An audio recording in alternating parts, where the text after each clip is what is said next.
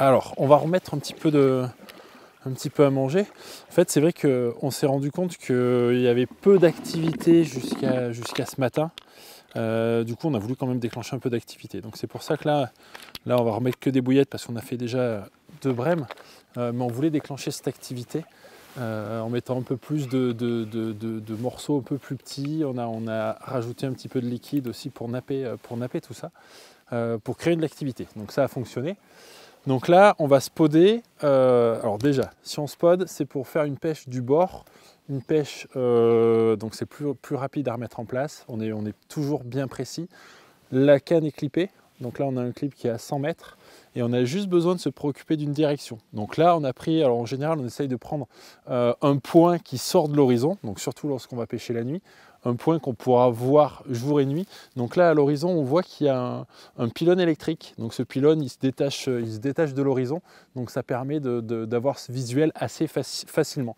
Donc comme on a la distance, on a notre direction. Donc à partir de là, on arrive toujours au même endroit si on arrive à lancer où on veut. C'est pas toujours le cas, mais des fois, on essaye.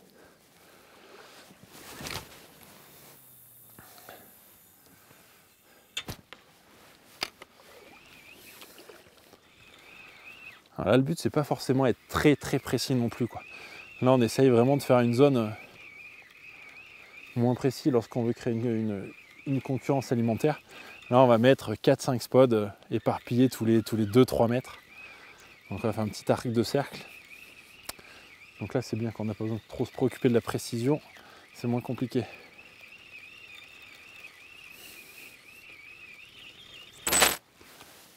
Là, impeccable. Donc là, ça a remis à manger pour ce soir. Voilà, il reste de quoi. Allez, maintenant, on va voir une petite astuce. C'est donc le but de pêcher du bord, c'est de pouvoir reposer les cannes facilement et rapidement. Donc c'est vrai que si on doit à chaque fois aller remesurer ou pêcher au hasard, c'est pas le but. Donc c'est pour ça qu'on va avoir une petite astuce pour essayer de reposer les cannes rapidement.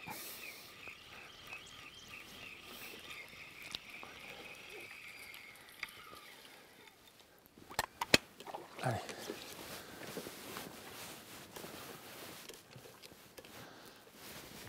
C'est bon ? Allez, donc pour reposer la canne rapidement. Donc là, la canne, elle est en pêche.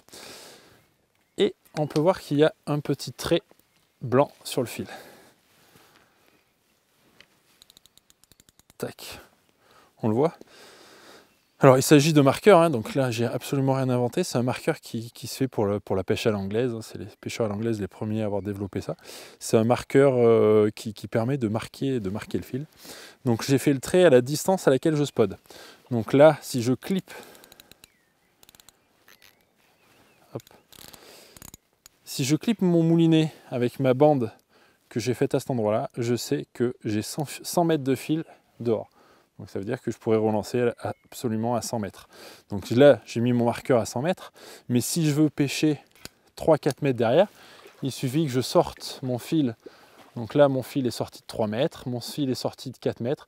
Donc je peux pêcher également légèrement derrière mon cou, là où je veux. Donc il suffit de placer la bande des 100 mètres où l'on veut. Et on clip la canne en fonction d'où on veut pêcher. Donc ça évite d'aller remesurer à chaque fois. Donc là, j'ai clippé juste à 100 mètres pour être juste sur le coup. Je ramène et ma canne est déjà clippée. Donc ça évite de laisser les cannes clippées. Si une canne clippée, si on n'est pas vraiment à côté en cas de touche, ça a vite fait de partir à l'eau ou de tirer un peu trop fort et décrocher le poisson.